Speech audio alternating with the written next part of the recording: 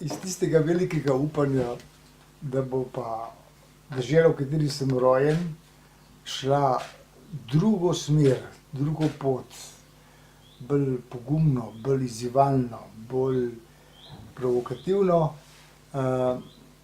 sem dobil izkušnjo, da je šla v bistvu ravno nasprotno, v zelo prilagodljivo, zelo kar vse sprejemajoče, kar nekritično, kar se dogaja v svetu, podružnico ostalih držav članic Združene Evrope, Evropske unije, no. Upam reči, da takrat v 80. letih pa v začetku 90. sem se skoraj poistovetil z mojo deželo na kolesarjenju okrog sveta, tistih 8 let, no, ko je bila tle vojna, jaz nisem mogel sodelovati v bistvu z nikomur, jaz nisem bil za ubijanje, jaz sem pacifist.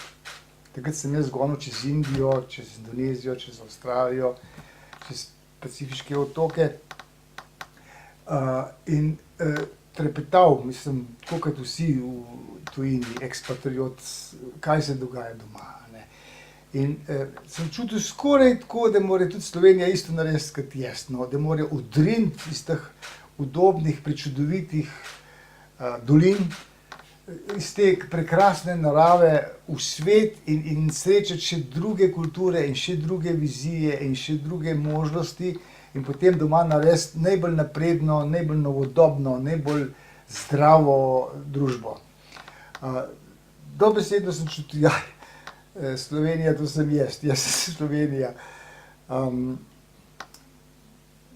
Ko sem se vrnil že takrat 94. sem že opazil, da tistega sodelovanja, ki je bilo med ljudmi prej, ni več. Da tiste solidarnosti ni več, da so se ljudje začeli že vsak sam za sebe brigati, da je bilo boljše prej, ker smo imeli skupnega kao sovražnika. Da je bilo več tovarištva, več prijateljstva, več lepote v odnosih, no, več žlahtnega, več plemenitega vedenja, ker pa po tistem, ko smo postali sužnji neoliberalizma, ker sem ravno iz pekla prve stopnje, no, sta še potem druga pa tretja stopnja, se pravi ne najhujšega, sem še zelo skromen in še zelo hvaležen za vse.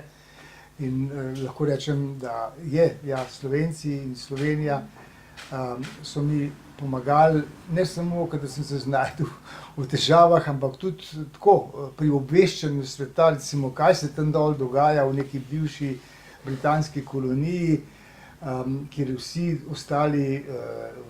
ostale članice Evropske unije gledajo proč in nočejo vedeti, da tam umirajo, da bodo še umirali, da bo se zgodila smrt na milijone ljudi, no. Sploh mediji slovenski so pomagali, so razumeli, plus nekateri politiki, seveda največ med njimi pokojni slovenski predsednik dr. Janez Drnovšek, ki je takrat leta 2006 osebno se angažiral in začel s kampanjo Svet za Darfur. Ne Slovenija za Darfur, ampak Svet za Darfur in zbobnal nakup skoraj ves svet, no. V Republiki Južni Sudan vlada podoben sistem kot tudi v Združenih državah in vedno bolj v Evropski uniji. V Evropski uniji smo še bolj svoboden, nekoliko bolj svoboden, ampak tudi nam grozi isto, da bo vse delala national security. Se pravi, prihajam iz te izkušnje, lahko reflektiram, da prihaja neko novo obdobje, ki bo imelo veliko past za vse nas in da easy lahko pademo vanjo, in to je, da se bomo odpovedali osnovnih človekovih pravic, ki smo jih že pridobili in postali novodobni sužnji agentur, ki so že tako močne, kot je bil KGB ali pa UDBA ali pa je zdajle recimo Ameriška agencija za nacionalno varnost, ne. Ker je v svetu vedno več strahu, ker produciramo vsi skupaj vedno več strahu, ker gonilo človeštva ni toliko ljubezen in hrepenenje po boljšem, ampak strah.